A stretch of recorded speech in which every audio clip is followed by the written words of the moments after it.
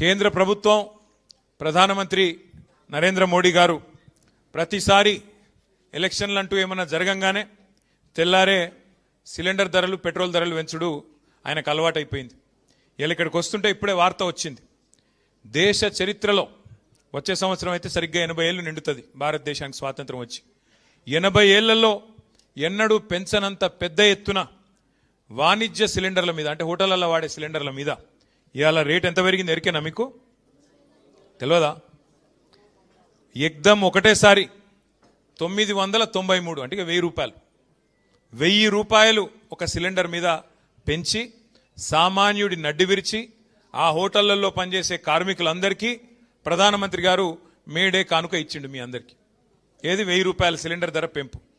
దీనివల్ల ఏం జరుగుతుంది, ఏమవుతుంది ఒక్కసారి మీరు ఆలోచన చేయండి. హైదరాబాద్లో నిన్నటిదాకా సిలిండర్ ధర 2321, ఇవాళ దాని ధర 3315.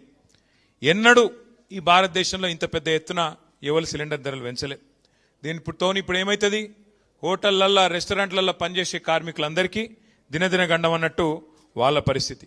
ఇప్పటికే గ్యాస్ దొరకలేదు, అదే యుద్ధం చాలా అయినాక అని చెప్పి చాలామంది హోటళ్లల్లో తగ్గించిండ్రు, రెస్టారెంట్లలో హోటళ్లలో తగ్గించారు, ఏది వండుడే తగ్గింది.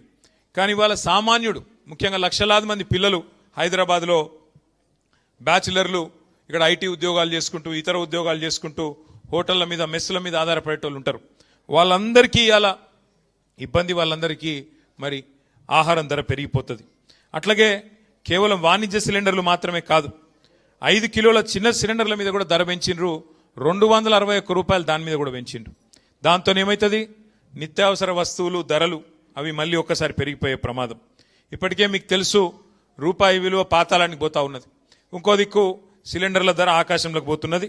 గతంలో ఒకసారి ప్రధానమంత్రి గారు ఒక మాట అన్నారు, అయ్యా మరి 2 కోట్ల ఉద్యోగాలు ఇస్తాన్నావు కదా సంవత్సరానికి, మరి ఏవి ఉద్యోగాలు అంటే ఆ రోజు మోడీ గారు అన్న మాట ఏంటంటే, పకోడీలు వేసుకుంటూ కూడా ఉద్యోగమే కదా, పకోడీలు వేసుడు బజ్జీలు వేసుకుంటూ కూడా ఉద్యోగమే కదా అని మాట్లాడిండు.